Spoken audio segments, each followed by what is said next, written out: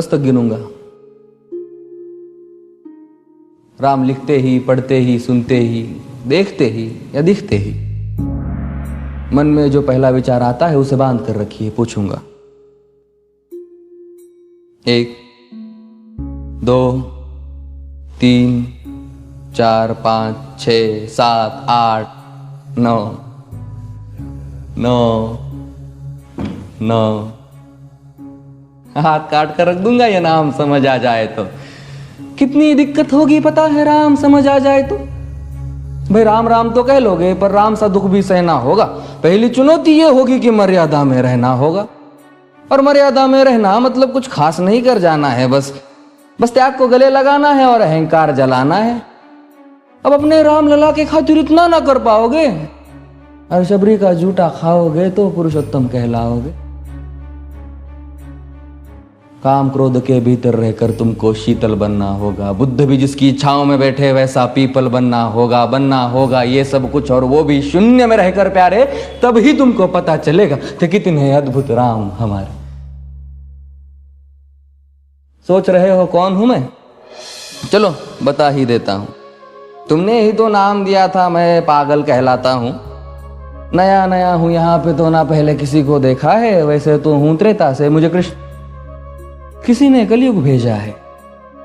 भाई बात वहां तक फैल गई है कि यहाँ कुछ तो मंगल होने को है कि भरत से भारत हुए राज में सुना है राम जी आने को है।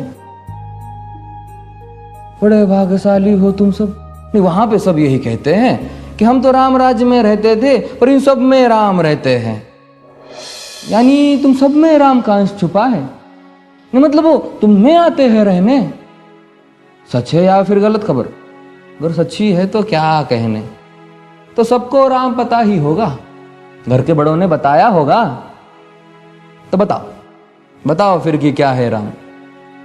बताओ फिर कि क्या है राम। बताओ। अरे पता है तुमको क्या है राम?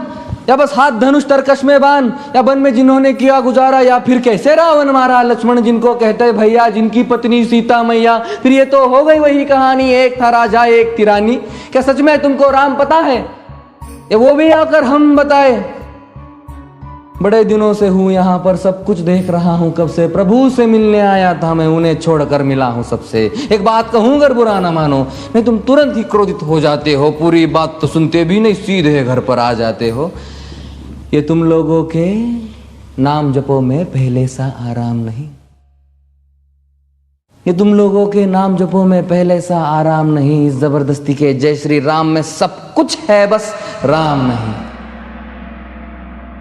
ये राजनीति का दाया बाया जितना मर्जी खेलो तुम। दाया बाया, अरे दाया बाया ये तुम्हारी वर्तमान प्रादेशिक भाषा में क्या कहते हो उसे? हाँ वो लेफ्ट एंड राइट। ये राजनीति का दाया बाया जितना मर्जी खेलो तुम चेतावनी को, लेकिन मेरी अपने जहन में डालो तुम। निजी स्वार्थ के खातिर अगर कोई राम नाम को गाता हो तो खबरदार अगर जुर्रत की और मेरे राम को बांटा तो। भारत भू का कवि हूं मैं, तभी निडर हो कहता हूं राम है मेरी हर रचना में। मैं बजरंग में रहता हूं। भारत की नींव है कविताएं और सत्य हमारी बातों में, तभी कलम हमारी तीखी और साहित्य हमारे हाथों में। तो सोच समझ कर राम कहो तुम।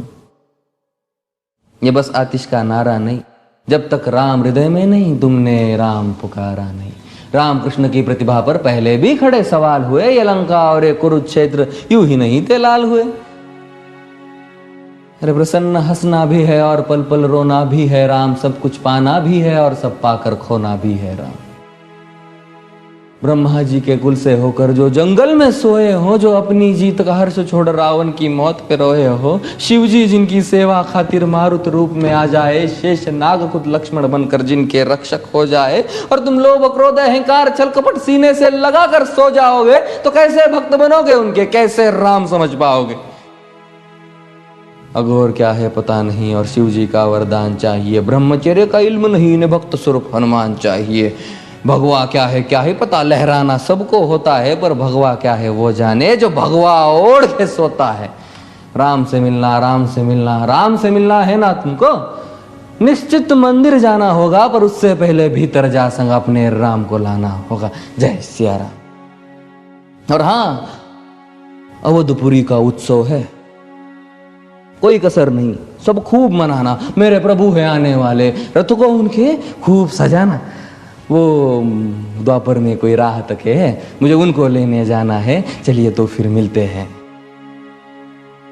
हमें भी अयोध्या आना है। जय सिया राम। फिर से